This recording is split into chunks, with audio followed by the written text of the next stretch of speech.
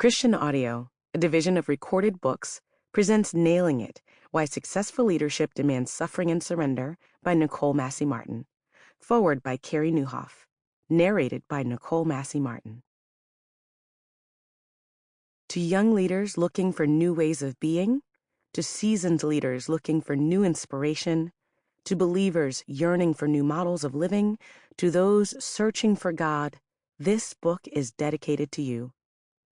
In honor of my amazing father, Reverend Leonard P. Massie, Jr., 1950 to 2022. Forward, Carrie Nieuwhof. Leadership is designed to kill you. The statement jumped off the page at me. At first glance, it explains so much. We live in a time when an alarming number of pastors, church leaders, and prominent Christian figures rarely reach the end of their tenure without experiencing some form of crisis or breakdown. Leadership, it seems, is killing us. Or consider the growing trend of church leaders who don't just encounter crises, they resign, often quietly, in despair or frustration. Others are forced out by moral failures that seem to happen with frightening regularity. Every time I think we've seen the last scandal in the church, another one emerges, and then another. Sometimes I hear of 3 a day. Ugh. But it's not just moral failure that's taking leaders down. The overwhelming demands of leadership are crushing families and draining the life out of leaders. Over time, these leaders become shadows of the people they once were, or worse, they simply quit. Their calling wasn't finished, but they were. To say that Christian leadership is in a crisis is not an overstatement.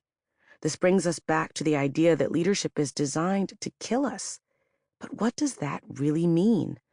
Is leadership some sort of conspiracy meant to claim more victims than victors? Is it inevitable that if you sign up to serve God in your calling, you'll end up as another statistic? There's another way to understand this premise, and it's where the promise of this book lies. Leadership, Christian leadership specifically, is not designed to kill all of you, but rather the parts of you that need to die. After all, Jesus said to his closest followers, "Among you it will be different." Matthew 20:26 NLT. So why isn't Christian leadership different?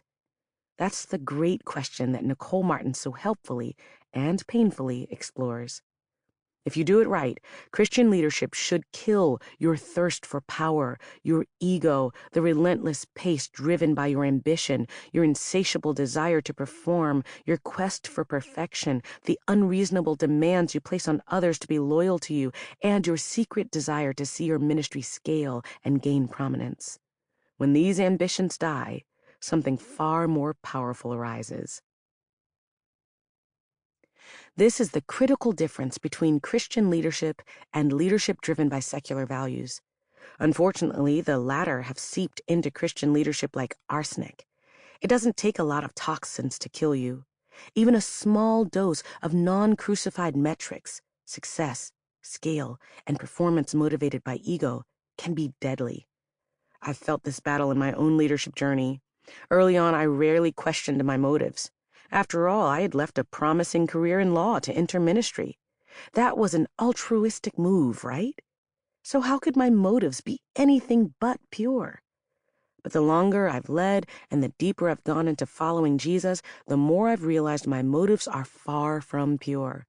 Sadly, they're often mixed, sometimes deeply so.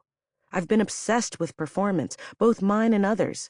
I've loved the idea of scaling ministry. For years, I operated at a speed that no human could sustain. That lasted until my body declared a finish line because I didn't.